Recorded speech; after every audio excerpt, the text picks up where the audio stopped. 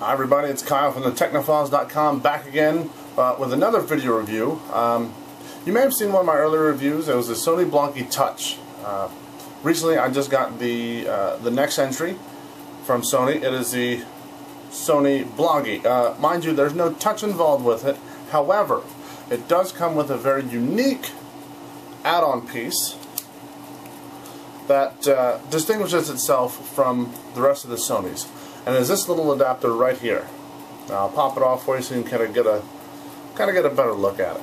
Now, as you can see, it has a very weird shape, and if you look right in there, you can kind of see like a bit of a globe, like a half-cut globe. Okay? What that allows us to do is when you pop it on, you're going to be able to take 360 video and photos. And it looks something like that. That little detail. So when you plug the Sony Bloggie back into your port using the USB, you can also review the photos and videos. When you look at the photos, you'll notice that in the top left-hand corner, it'll have like a directional pad, up, down, left, right, and it's almost the photo has been cut into quadrants. So you can kind of look at your 360 photo in 4 separate areas. I have played with it. It does work. You do get 360 degrees. It is a bit off-putting because almost everything seems to kind of be jettisoning up a little bit, just kind of reaching for no reason. Same with the Sony Bloggie Touch, but this one, the video quality is very good. You get a 5 megapixel camera. You can also take stills while doing video.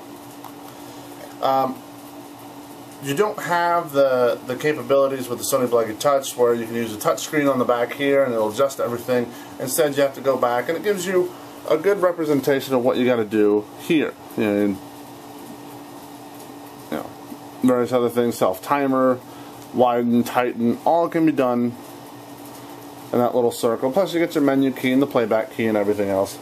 Let me pull up a 360 photo so you can kind of see what it looks like. So yeah, as you can see in the layout here, you get little arrows down here and here for the reverse, for the back. You have your left, your right. So we'll go to the next quadrant. As you can see over here, it jumps as well. It was at the top, now it's over there. So you do get the full 360. Like I said, it's a fun little thing. How well it does practically, it's up to you. I found it hard to find a lot of places where I would use the 360 to kind of get a weird perspective. Another thing I did notice is that while I was taking a long span of video, I was at the Philly Main Street in Motion, where Chevy came and we were doing test drives of cars. We were doing sit-out. We were doing what do they call it? It's not really like interviews, but more of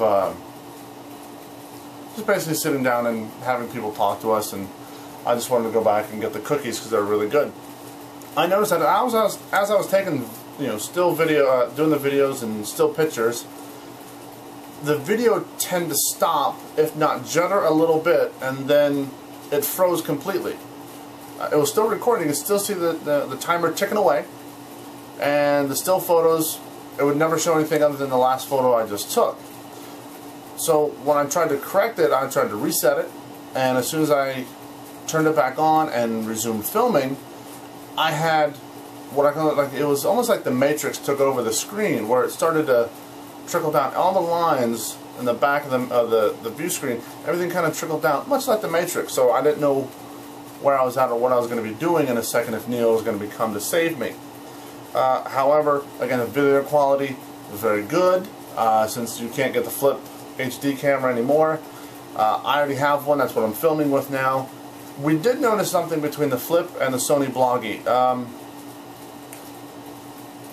Color saturation and light pickup between the flip and the Sony Bloggie, very different. Where the flip has everything as a bright, vibrant color, the Sony Bloggie had everything at a softer hue. Everything kind of had a nice gloss to it. Every time I try to switch the settings, try to brighten things up and try to replicate what I could with the flip, it never quite got to that. So when we did a test of the house where we went from light to dark areas, we even pointed into a dark room, the Flip HD cam was able to pick up like a dresser and some of the background of the wall. With the Sony Bloggie, everything was just black. It couldn't pick up anything, so there's no dark light, picking up anything. It was for dark shooting. It's not that great. Flip HD, of course, you're not going to have anything unless you have night vision, but at least picked up some shapes and some objects where the Sony Bloggie didn't. Again, everything is very nice with the Sony Bloggie. Again, very thin, very easy to hold. Button placement may be a little odd for some people, or again, where the flip is right up here, it's a big button, but you have a little small view screen. This you have a very big view screen to look at your videos. You can see what you're taking. You don't have to really pull it to your face to get a good view. I'm going to recommend it, not highly recommend it, just recommend it. I prefer the Sony Bloggie Touch over this one just because the features were a lot better. The capabilities of the Sony Bloggie Touch were much better. As a good starter point, if you're just getting into little handheld video cameras, this is not a very bad one to jump into. I like to see what other ones have, maybe from Kodak. I played with one when I did the Six Flags trip with the guys from Discover, the Coaster to Coaster Tour people. If you read my site, you can check out the review I had with the Ford Flex. I took a video for them. So overall, recommended, not highly recommended, only because I've had experiences with other cameras which were a lot better. That doesn't mean you can't go out and pick one up either. That's the Sony Bloggie. Con with the Technophiles.com. See you on the other side.